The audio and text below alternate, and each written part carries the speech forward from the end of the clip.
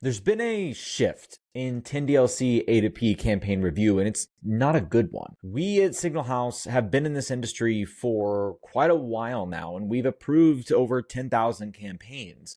But during this time, we've seen this slow change within the 10DLC A2P process. And I want to dig into that today, and I want to talk about that. I want to let you know what you can do to still survive in this significantly stricter ecosystem that we now find ourselves in. And so before we get into this, I do want to explain a little bit about 10DLC, A2P, and the players involved. 10DLC just stands for 10-digit long code. These are 10-digit phone numbers. The ones we're all familiar with, where the first three correspond with an area code. And A2P just means application to person. So it's the ability for any kind of a business to send a message from a software system to their respective customers or whatever recipients need their messaging. To be able to send a 10-digit long code message as a business to a consumer, you have to go through 10DLC A2P registration. Now, this registration is a two-part process. The first part is brand registration, which is really just lining up your business information, like your tax ID and your legal company name. Whereas the second step is your campaign review. This is the actual use case of your messaging. So customer support, marketing, account notifications, whatever the case may be. Now, previously, campaign submissions were really like checkboxes. So you had to fill out the brand submission. That was really verifying that you are who you say you are. You're able to represent the company that you are submitting the information on behalf of. The campaign review, in contrast, is reviewed individually by these companies called Direct Connect Aggregators, or DCAs. There's 4 of them in the United States that all business messaging flows through. And these DCAs used to just take a look at your campaign submission. You filled out all the right boxes, and then they would process it. It was a very simple process.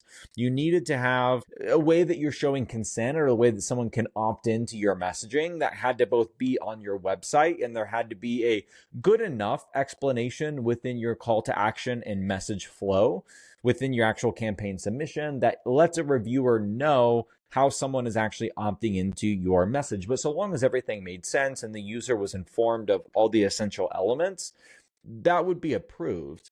But we're not seeing that today. We are seeing that campaigns and websites must have verbatim information. So not only do you have to have the right information, the right checkboxes, but you have to word them identically to every other submission, or you risk getting a rejection. So before, your CTAs, or your call to action on your website, it needed to have the who, the what, the when, the where, the how, and the cost. So the who being your company name, who they're actually consenting to receive messaging from, the what being what type of messaging that they're actually consenting from, when is when you're actually going to message them, so the message frequency, where is where they can see your privacy policy, so generally that's linked in the CTA, how is how they can get help or opt out, and the cost is that message and data rates may apply. That used to needed to be included within your call to action, but it didn't need to be verbatim. It didn't need to match the language that the carriers and the industry organizations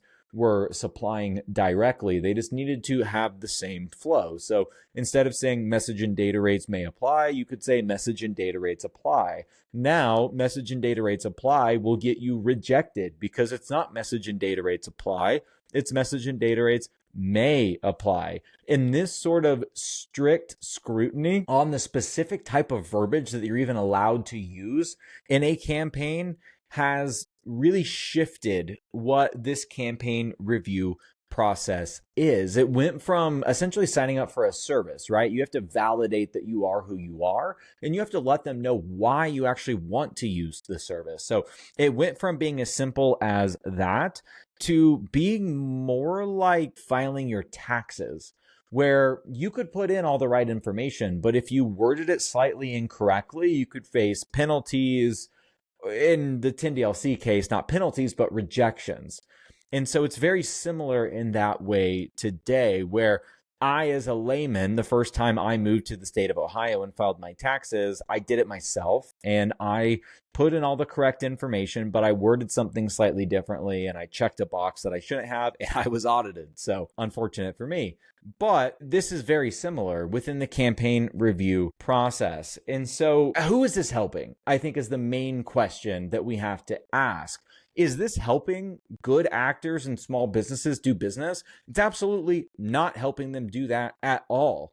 And so the carriers and the organizations that are setting these guidelines and requirements, they're really doing so to prevent scams and spams. I mean, we all get text messages every single day that are scam messages. Now, generally, these are actually not being sent through 10DLC A2P messaging. They're generally peer-to-peer or P2P messaging where people are just buying a lot of SIM cards, signing up for different phone numbers and doing scams in that way. So it's really not preventing those scams. What it is preventing is small businesses from actually getting through the process, because every rejection is 3 to 5 business days for you to get an additional review. And God forbid if you're going through a company that has multiple review processes. So a Twilio, for example, which has the Twilio review, it has the DCA1 review and the DCA2 review. It's 3 different reviews. It's 3 opportunities for a rejection, and it starts that clock back over, which if you stack those dates on top of each other, or the SLAs on top of each other, 3 to 5, 3 to 5, 3 to 5, you're now looking at 9 to 15 days for every single rejection that you are getting. And every rejection is costing you money. It's costing you $15 for every time the DCA is reviewing your campaign. And you're putting all of the essential information in there, and yet you're still getting rejected because you just didn't word it perfectly. And so I don't believe that this is helping small business. I don't believe this is helping the overall messaging ecosystem. And I don't agree with it. I don't agree with it at all. We spend all day, every day working with small businesses and medium-sized businesses, and we're helping them get approved. But the only way that we can get them approved right now is by using a templated submission that is identical to what the DCAs and the carriers are asking us to provide. So what can you actually do as a business? I think that we have really moved past the point where 10DLC A2P can be a self-service product. I think there has to be handholding in the process, and there has to be guidance when you're doing your submission. Whether or not that data is auto-filled for you, or you have a CSM or some kind of individual from your messaging provider walking you through the process, I think that is 100% necessary to get approved today in 2025. Now, is that a good thing? Again, I would say no, absolutely not. It's not a good thing, but that is the current state of affairs. And so what can you do? You can partner with a company that guides you through the process, not one that just lets you submit the information and then sends you a thumbs up or a thumbs down, but generally right now a thumbs down a week and a half later. You need someone that's actually going to guide you through the process, or that's going to auto generate the message flow and the description based on the information that you're adding. We do that at Signal House. We, on all of our different platforms that we integrate with directly, or as we resell APIs to companies. By the way, we specialize in powering CRM systems, but we can power any messaging that is application to person for any company. So when we onboard a company, it's one thing that we do is we educate them on that 10DLC approval process and how they can template out those submissions and take steps away from their end user, where their end user is not frustrated in dealing with all of these things. Because as an end user, you're not expected to know what the direct connect aggregators and carriers want you to specifically input. Why would you ever know that? That's why when it comes every April 15th, you have a tax person that you contact, and that person files it for you. It needs to be the same way right now in the 10DLC space. And so I am both calling out the direct connect aggregators, the messaging providers, and customers with this video. Now, the customer call out is really just a call to action. If you want someone to help you walk through the process, email me, will@signalhouse.io. I can get you approved in under 48 hours on Signal House. And that is a promise because of the methods that we use. And we work with the DCAs. We let them know that our customers are good actors that want to send messages in the right way. And we help them do that. When it comes to the message providers and the DCAs, for messaging providers, you cannot rely on your customers to submit this information by themselves. It's not going to work. You know it's not going to work. I know it's not going to work. you have to guide them through this process. They are paying you money to make sure that they can send messages on your network. You need to meet them in the middle and educate them on the process and take steps away from them. It's not their responsibility to learn everything there is to know about 10DLC or read your multiple page long guide on exactly what they need to submit. You need to take those steps away from them, and you need to help them through that process. And then to the DCAs, to the carrier organizations, to the carriers themselves, we need to make this process significantly simpler for small businesses. It is not good enough to give them information on what needs to be submitted, because again, unless you are copying and pasting or verbatim typing it out, it's going to get rejected. The amount of times that I have sent something in that is absolutely perfect, but there was one word that got flagged or one word out of place. Again, message and data rates apply versus message and data rates may apply. The end user, a customer who is going to be clicking that box, they know what that means. It's pedantic and it's pointless, frankly, to harp on that and to make that a line in the sand.